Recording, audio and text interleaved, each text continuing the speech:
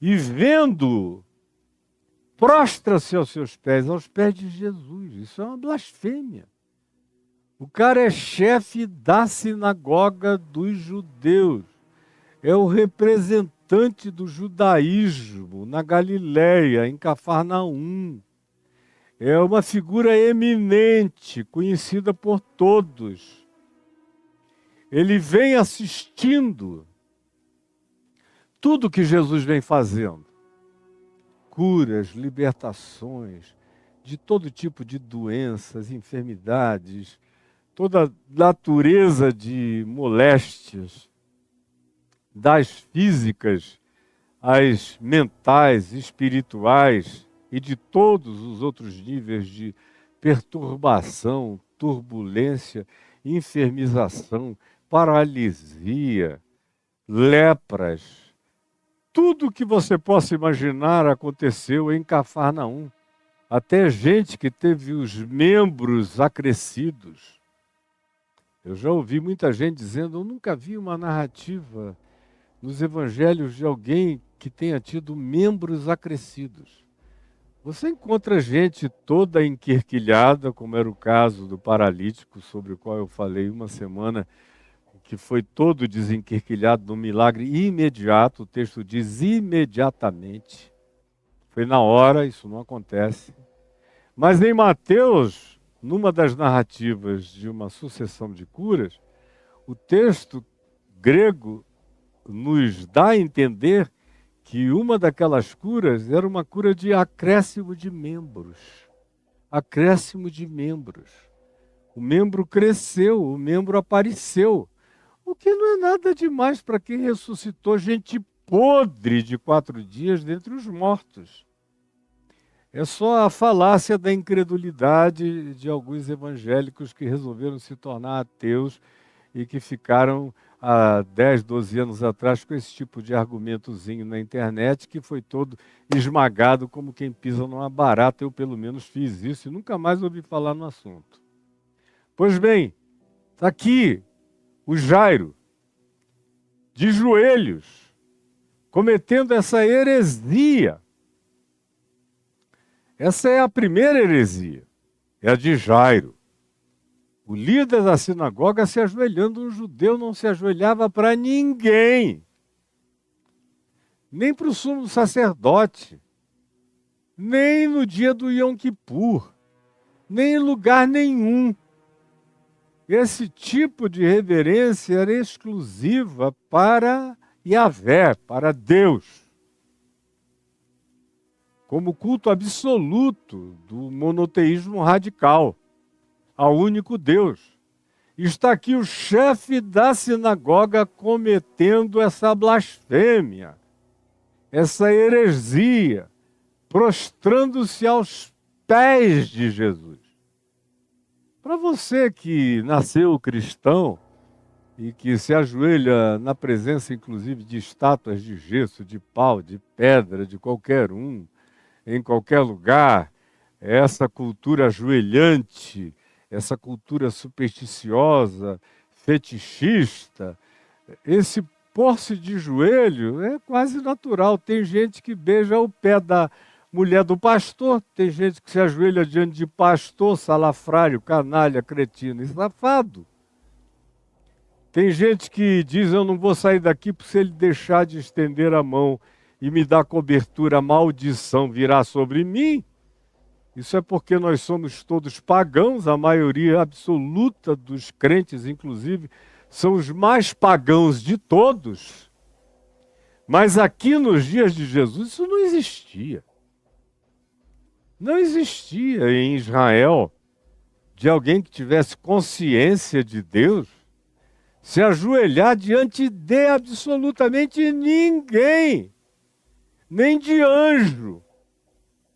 E os que, vendo anjos, tentaram se ajoelhar, os próprios anjos os colocaram de pé, dizendo, fica em pé, eu sou teu irmão, eu sou conservo teu, eu só fui enviado para uma missão, mas eu sou uma criatura como você, adora a Deus. Isso se repete 3, 4 vezes no ambiente do Novo Testamento, adora a Deus. Mas está aqui Jairo de joelhos diante de Jesus, o adorando. E Jesus não disse, fica em pé, adora a Deus, nem nada. Jesus deixou.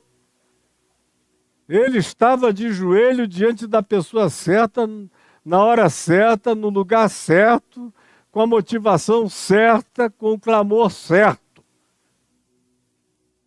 Era verdade e Jesus acolheu a necessidade dele quebrantada como algo absolutamente admissível.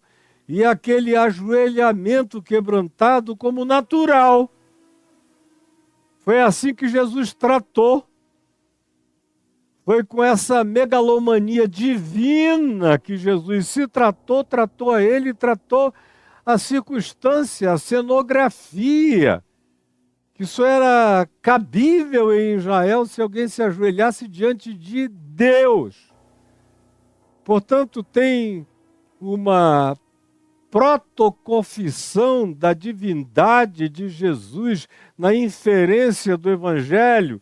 Todas as vezes que alguém vem e diante de Jesus se ajoelha e Jesus permite a adoração, consente com ela.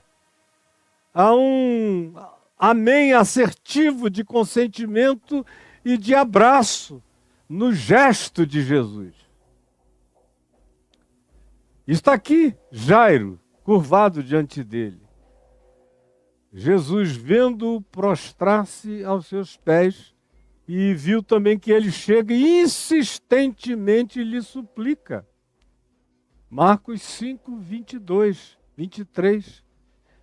E lhe suplica dizendo, minha filhinha está à morte. Em Mateus ele diz, morreu. Aqui diz, está à morte. Tanto faz como tanto fez. O prognóstico estava posto, ou o diagnóstico, se fosse o caso, estava dado, e a morte era certa.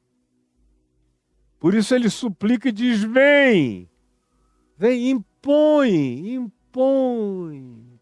impõe as tuas mãos na cabeça da minha filha e a chama de volta, e ela será salva e viverá.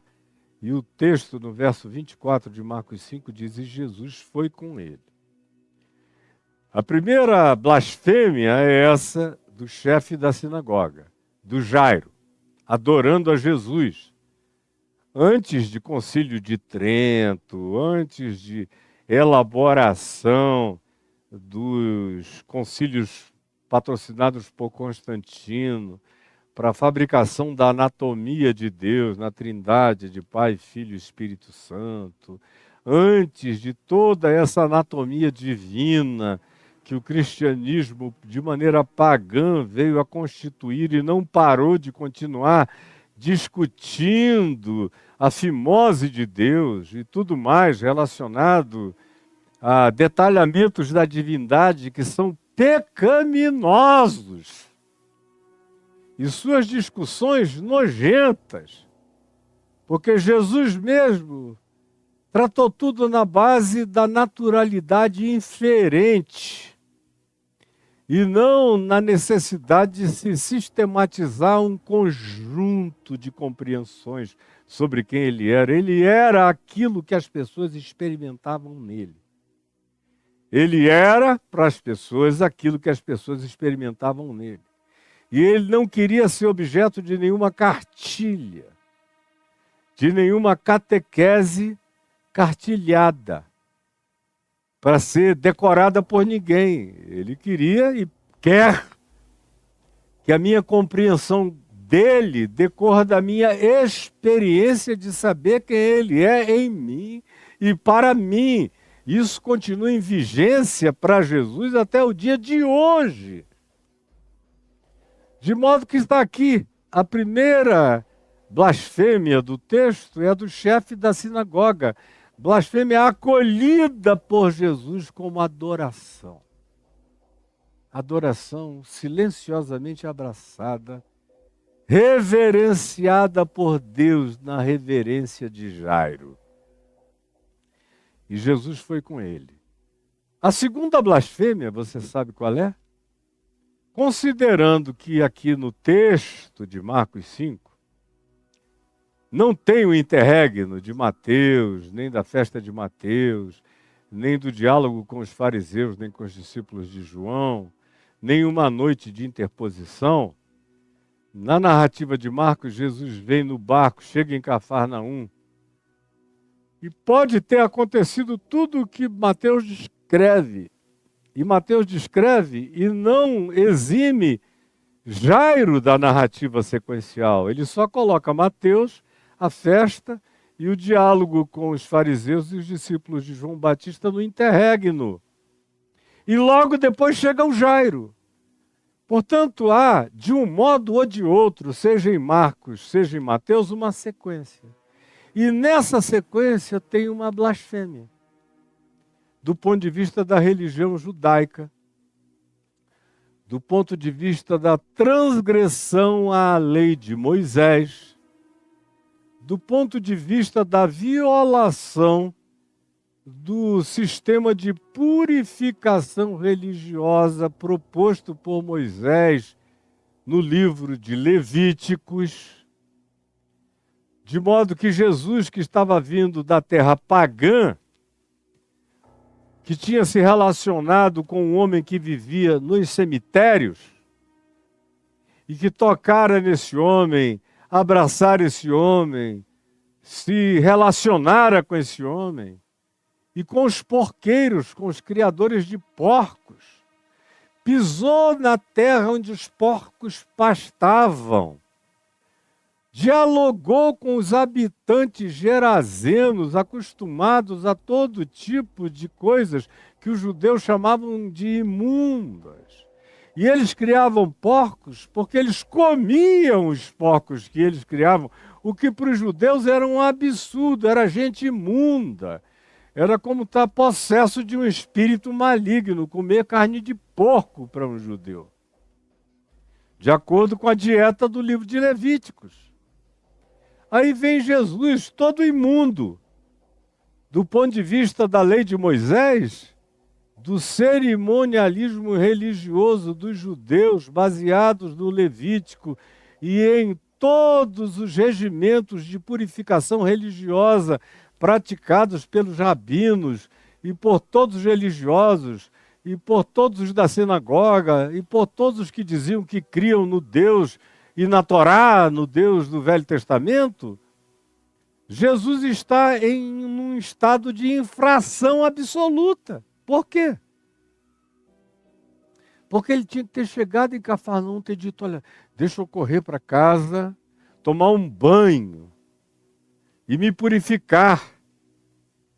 E cumprir um prazo mínimo de purificação para eu poder voltar para o meio do povo, tocar e ser tocado, tocar e ser tocado, tocar e ser tocado.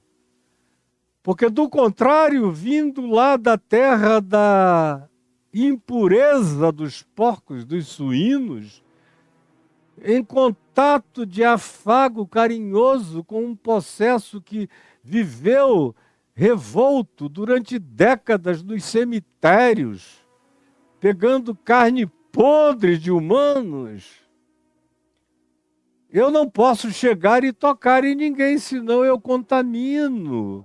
De acordo com a lei de Moisés, quem quer que eu toque? E quem quer que me toque será contaminado. Então ele tinha se transformado numa espécie de Chernobyl ambulante, do ponto de vista da teologia e da doutrinação judaica, porque ele estava vindo de onde ele estava vindo, porque ele tinha se relacionado com quem ele tinha se relacionado, ele estava absolutamente impuro para tocar e ser tocado, para qualquer convívio social antes de cumprir aquela purificação, aquele rito, com todas aquelas ablações purificatórias. E Jesus não está nem aí. Seja na sequência de Mateus, onde ele vem, encontra Mateus, me segue, à noite está numa festa, não teve tempo de tomar banho, de fazer nada, do jeito que ele veio, ele ficou. As pessoas da antiguidade não andavam tomando banho todo dia, a menos que fossem fariseus religiosos que mergulhavam nos seus tonéis para se purificar todo dia, toda vez que voltavam para casa, antes de qualquer refeição, de qualquer coisa, mas Jesus não tinha absolutamente nada a ver com isso. Nem tampouco os seus discípulos. Do ponto de vista da utilização abundante da água, conforme os fariseus e alguns outros faziam, Jesus não era um ser higiênico, muito menos os seus discípulos. E mais do que não ser higiênico, ele era um ser que, pela ausência daquela higiene ritual purificatória, era um ser que andava impuro. Tocando em leproso, tocar em leproso te demandava o mesmo tipo de purificação. Ele vai ser tocado por uma mulher com menstruação crônica. A mulher não poderia nunca chegar perto dele e ele teria que parar tudo e se purificar. E ele está vindo da terra da impureza, de uma relação de necrofilia libertadora para com o homem louco de Geresa, na terra dos porqueiros. E, de acordo com a narrativa de Marcos, ele vem de lá e o chefe da sinagoga o adora. Literalmente, Jesus todo emporcalhado pela ambiência dos gerazenos e as ocorrências imediatas. E ele não diz, olha, peraí, deixa que toda a justiça do livro de Levítico se cumpra, eu vou me lavar, eu vou me purificar. Ele nunca tinha feito isso para nada, ele tinha enfiado a mão no peito de um leproso, dizendo, quero, fica limpo, o homem se purificara na hora. Ele tinha encontrado com vários leprosos, com várias pessoas impuras e não tinha cumprido ritual nenhum. Outra vez, ele contraria a lei de Moisés, se deixa adorar e vai com o Jairo. Comete uma blasfêmia em cima da blasfêmia. Comete um pecado do ponto de vista judaico. Jesus é um pecador, transgressor, consciente, lúcido, cínico da lei de Moisés. Porque qualquer um piedoso, fosse um saduceu do templo, um fariseu religioso, ou o essênio cheio de purificação, iria tomar o banho purificador. Mas ele não faz nada disso. Do jeito que ele vem, ele vai. E chega o Jairo, se curva diante do ente que está vindo do cemitério de Geresa, no convívio com os porqueiros, e que aceita a adoração. E sabe completamente apto, sabe que Deus nele não se contamina, sabe que ele é o incontaminável. Que ele é o Jesus incontaminável. Ele vem da terra da contaminação. Bota o pé em Cafarnaum e o chefe da sinagoga o adora e ele diz, bem é, que assim seja. Não repreende, não diz espera aí, não diz agora não, mais tarde, deixa eu ir tomar um banho e me purificar e você pode voltar. Não, ele vem pronto. Porque ele vem a dizer em Marcos no capítulo 7, e virá a dizer em Mateus várias outras vezes, tanto quanto em Lucas, que não é o que está fora do homem, da mulher, o que contamina o ser humano, mas é o que procede do coração. É o que contamina o ser humano, não é o que eu pego fora, não é a ingestão que eu faço do que quer que seja. Não é o meu apalpar de coisa alguma, nem de ninguém. Não, não é. E não há necessidade de nenhuma dessas coisas.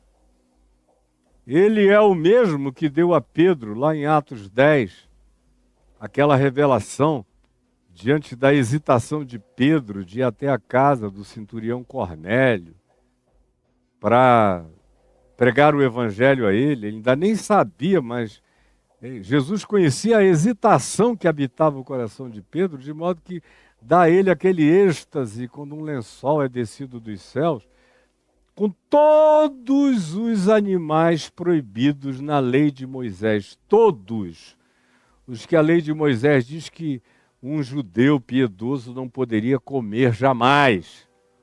Jesus faz descer naquela visão de Atos 10 na cara de Pedro todo tipo de réptil, de quadrúpede, de animais, de frutos do mar que não se podia comer, de insetos proibidos, de todo tipo. Se diz que é um cardápio de proibições kosher dos judeus.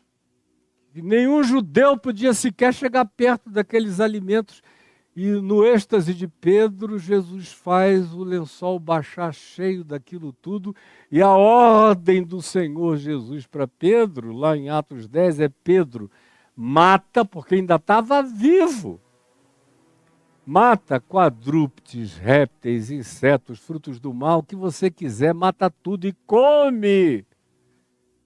Porque o que Deus santificou, preste atenção, isso tem a ver com gente.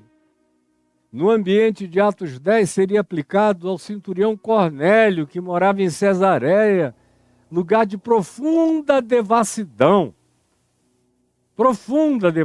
pagã e romana.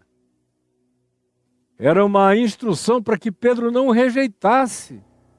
E na visão se diz: pega esses animais, qualquer um deles, o mais estapafúrdio, mata e come, porque está tudo liberado, está tudo santificado.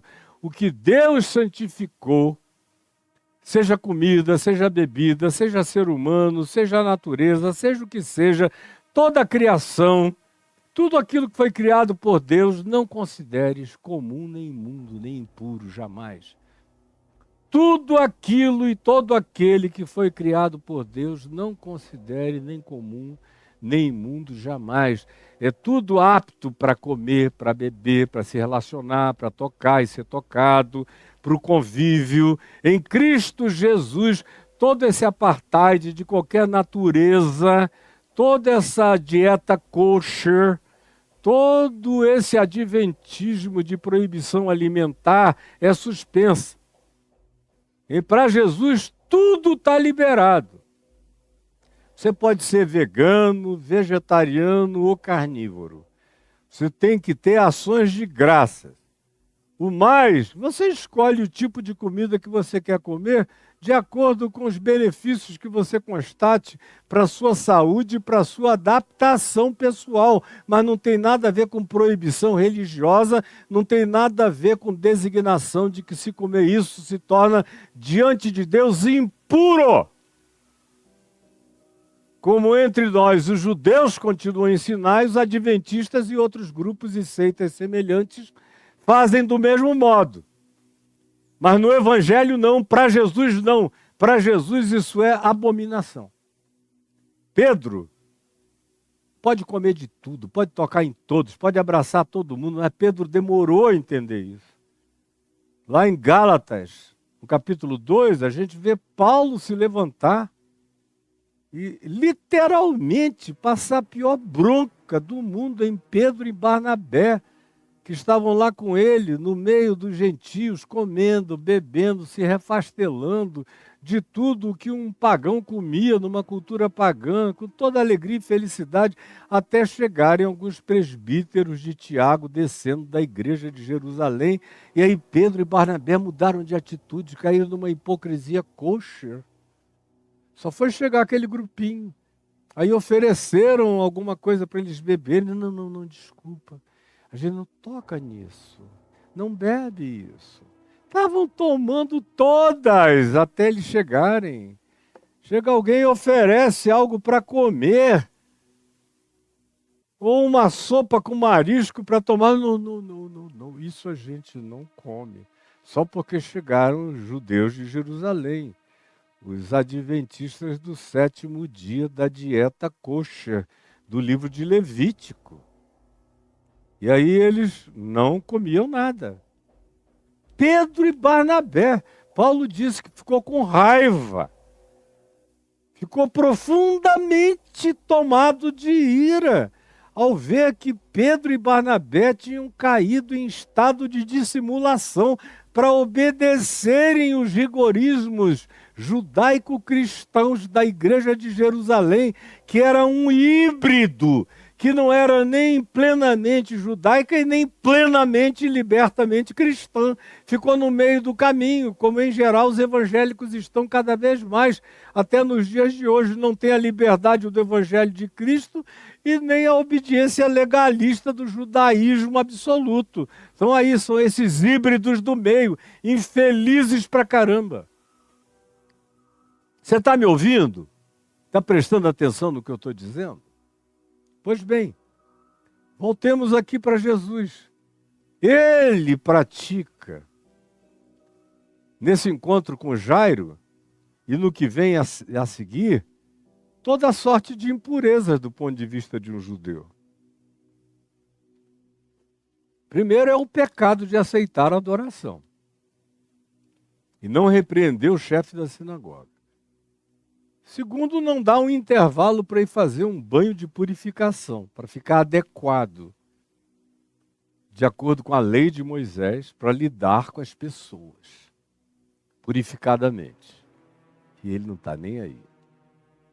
Segundo, o homem diz, vem na minha casa. Ele diz, eu vou. Não podia entrar na casa de ninguém, ia levar o cobalto da impureza levítica para dentro da casa dos outros. Ele não poderia ter feito isso do ponto de vista da obediência estrita à lei de Moisés. Era transgressão o que ele estava praticando. E aí ele segue. E o verso 24 diz, grande multidão o seguia, comprimindo, olha só. Todo mundo pegando nele, tocando nele.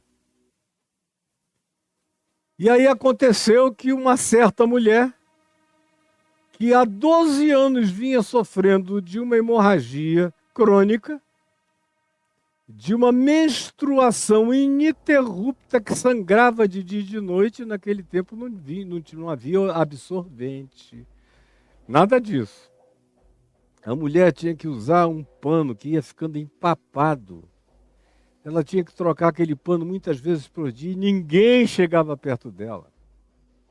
Porque ela era considerada um ente permanentemente imundo. A hemorragia era crônica.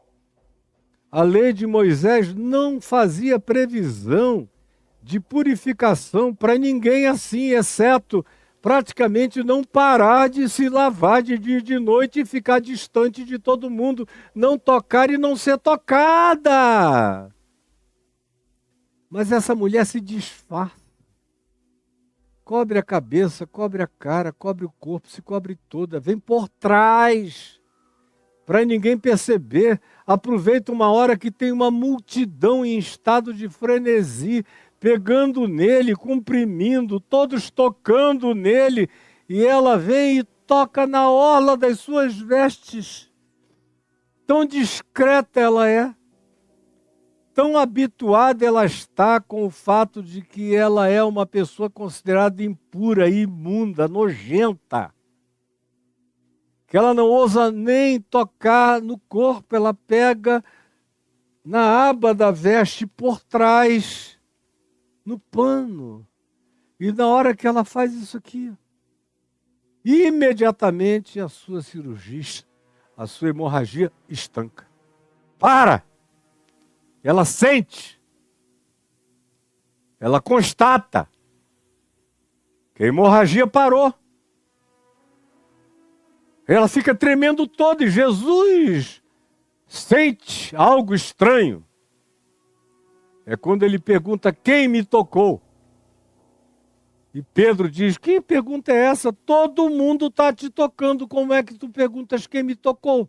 Todos estão te tocando. Jesus disse, não, alguém me tocou diferente, porque eu senti que de mim saiu o poder. Mas sobre isso nós vamos falar amanhã.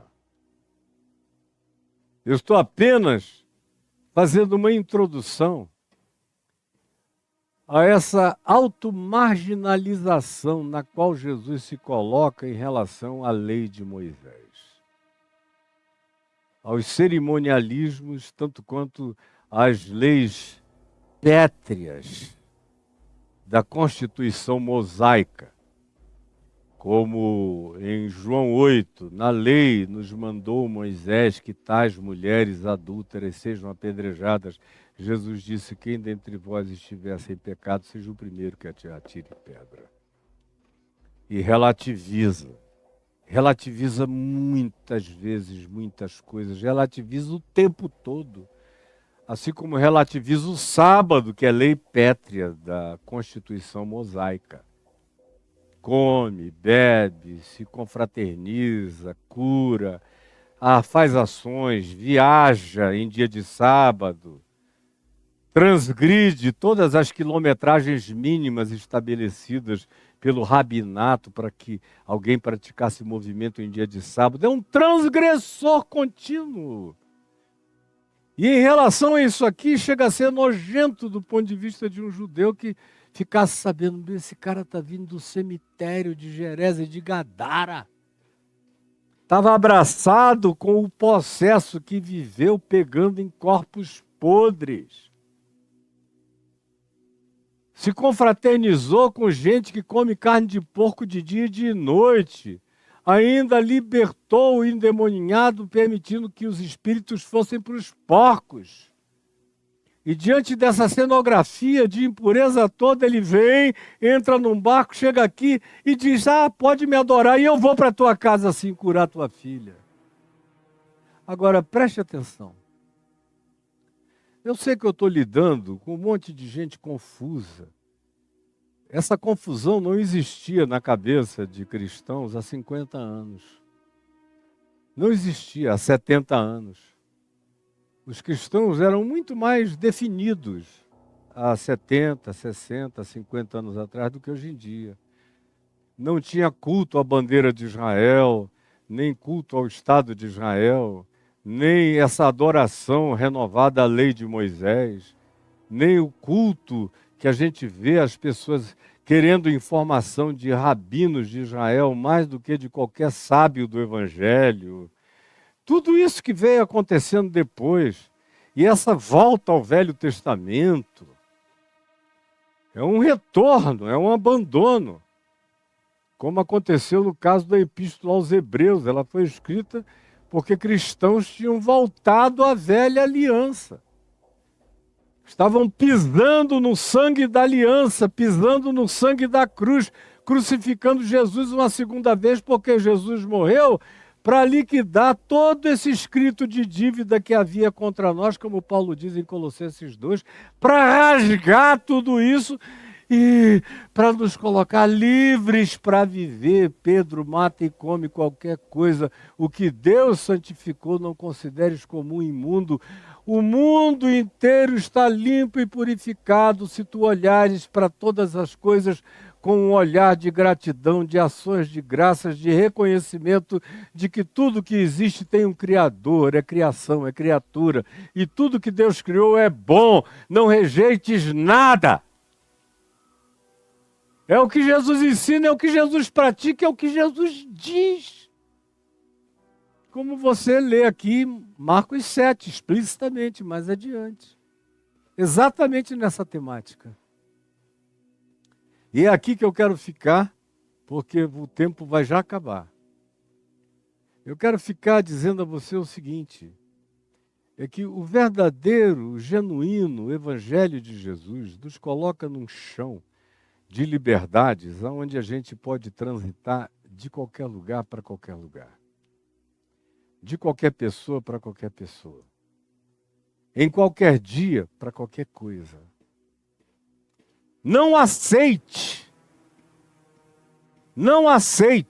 em nome de Jesus, fique irado como Paulo ficou com Pedro e com Barnabé lá na Galácia. Se chega alguém com dissimulaçõezinhas dizendo a você, não, isso não, aquilo não pode, como Paulo escreveu aos Colossenses, no falso ascetismo, que são esses que dizem, não, não toques nisto, não pegues aquilo, não bebas aquilo outro, não olhes para isto. Paulo diz, porque estas coisas têm apenas aparência de humildade, de santidade, mas não têm de fato nenhum valor real. Muito menos contra a sensualidade e as pulsões do coração. Ao contrário, quanto mais você tenta se purificar de fora para dentro, mais você desenvolve compulsões pecaminosas de dentro para fora. O ensino do Evangelho também é este.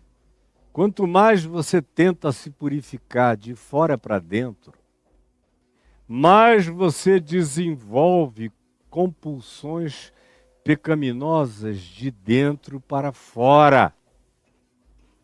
E é isso que você precisa aprender hoje, porque isso tem um poder de libertação mental, psicológica, espiritual, comportamental, relacional, social, indescritíveis. Depois que essa compreensão entra na gente, não existe mais nenhum Cornélio impuro. Não existe mais nenhum alimento que não possa ser comido. Nenhum. Nem o sangue, nem coisa alguma. Depois que você alcança esse entendimento, essa compreensão, não há nenhum lugar proibido. Nem o inferno. Pois as portas do inferno não me aguentarão. Eu entro até no inferno e do inferno saio, tão limpo quanto entrei. Nem no inferninho, nem no banquete, nem no convívio com ninguém. É por isso que a religião tem tanto problema com o Evangelho de Jesus, puro e simples, porque ele acaba com a religião, com as suas purificações, com os seus ritos, com as suas imposições, com as suas santificações exteriores, com os seus banhos, com os seus dias e os seus aprazamentos purificatórios. Acaba com isso tudo. Se torna patético. É por isso que tem também muita gente que não aceitaria dialogar comigo em público, para o mundo inteiro ver, sobre esse assunto baseado em Jesus e que se diz cristão, porque não aguentaria o caterpillar o meu caterpillar do Evangelho, queria passar por cima deles. Aí ficam dizendo que eu sou herói, herege, que eu sou uma pessoa perigosa, isso e aquilo, é porque não suportam a causticidade da verdade do Evangelho, conforme o entendimento simples praticado por Jesus. Agora, isso é aturdidor para um religioso que não tenha tido a pré-conversão de Jairo, que pelo menos pela angústia da paternidade solidária para com a filha morrente, se curvou diante de Jesus e pediu a Jesus, não importando de onde ele estivesse vindo, que entrasse na sua casa para curar a sua filha. Que entrasse na sua casa para levantar a sua filha. Eu espero de todo o meu coração que essa palavra que eu disse aqui a você tenha entrado em você. Que nunca mais ninguém consiga, com qualquer que seja a natureza dissimuladora, levar você em qualquer direção. Eu estou vendo vocês aí beberem a largos sorvos ensinamentos judaico-adventistas proibitivos de tudo, elegerem mestres sem nem saberem o que estão fazendo, e bebendo de glute-glute, loucuras que foram riscadas, rasgadas por Jesus na cruz para sempre, está pago e consumado. Ninguém é mais impuro pode se aproximar de quem você queira. Pode entrar no inferno e sair. Pode. Em Cristo Jesus, eu sou como Cristo Jesus. Estou limpo como Cristo Jesus. Estou livre como Cristo Jesus. E vivo e sou chamado a viver com esse mesmo protagonismo de liberdade de Cristo Jesus, o meu Senhor. Agora, saia da dissimulação, abra os olhos, enxergue, pelo amor de Deus. Para bom entendedor, um pingo é letra. Pegue o que eu estou dizendo como princípio e saia aplicando por aí, que você vai ver que o mundo vai deixando de ser um lugar impuro e vai se tornando um cosmos de criação. E a sociedade, com todas as contradições humanas, passa a ser, todavia, no entanto, aquele ambiente acerca do qual se diz que Deus amou o mundo, sociedade humana, de tal maneira que deu o seu Filho, para que todo aquele que nele crê não pereça, mas tenha vida eterna. O que eu não tenho é que amar as coisas da perversidade do mundo, a maldade, a ira, a malandragem, a dissimulação, a hipocrisia, a infidelidade, as dissimulações, as fachadas, as gritarias, as mentiras. Essas coisas que caracterizam o mundo, a infidelidade crônica, esse estado de entapumamento, onde eu me escondo e só boto as mãos manipuladoras para fora, para que ninguém veja de fato quem eu sou. Em Cristo Jesus isso está tudo denunciado, ao mesmo tempo em que a vida está aberta.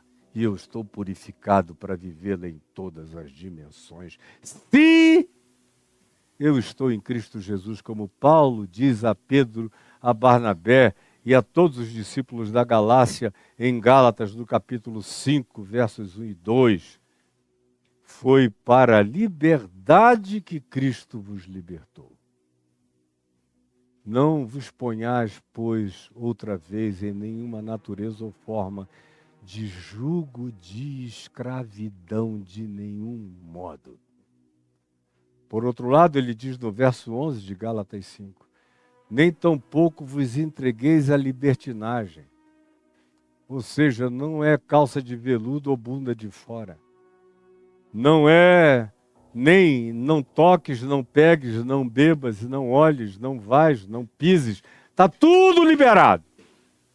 Mas não para eu praticar a maldade, a libertinagem, a infidelidade, a traição, a maldade, a malícia.